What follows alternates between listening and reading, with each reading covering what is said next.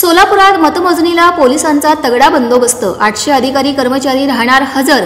विधानसभेची मतमोजणी आज शनिवार दिनांक 23 रोजी सकाळी 8 वाजल्यापासून सुरू आहे। या पार्श्वभूमीवर शहरातील सोलापूर शहर उत्तर सिंहगड कॉलेज, शहर मध्य नूतन मराठी विद्यालय व दक्षिण सोलापूर SRP कॅम्प या तिन्ही मतदारसंघाची मतमोजणी पार पडणार आहे। मतमोजणीसाठी जिल्हा प्रशासनाची यंत्रणा सज्ज झाली आहे। EVM मधील मतांची मोजणी करण्यासाठी 800 अधिकारी कर्मचाऱ्यांची नियुक्ती करण्यात आली आहे। याशिवाय 408 कर्मचारी राखीव ठेवण्यात आले आहेत। सोलापूर जिल्ह्यामध्ये 3738 मतदान केंद्र असून या मतदान केंद्रावर मतदान झाले आहे।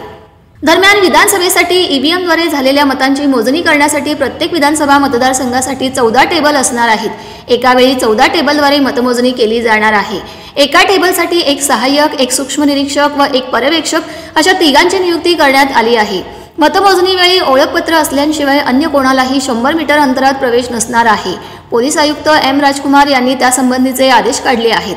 मतमोजणी परिसरात पोलिसांचा तगडा बंदोबस्त तैनात करण्यात आला आहे। मतमोजणी पूर्ण होईपर्यंत तेथील 100 मीटर अंतरात अन्य कोणत्याही व्यक्तीला मोबाईल, टॅबलेट, संगणक व संदेशाची देवाणघेवाण करणारी विद्युत उपकरणे, तंबाखूजन्य पदार्थ, आगपेटी, लायटर व ज्वालाग्राही पदार्थ घेऊन जाण्यावर निर्बंध असणार आहेत।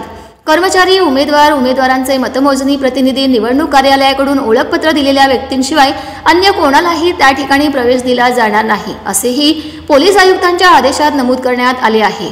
कोणीही कोणत्याही प्रकारचे शस्त्र घेऊन येऊ नये। परवानगी नसलेल्या वाहनांनाही त्या परिसरात बंदी असणार आहे। हा आदेश शनिवारी सकाळी 5 ते मतमोजणी पूर्ण होईपर्यंत लागू असणार आहे।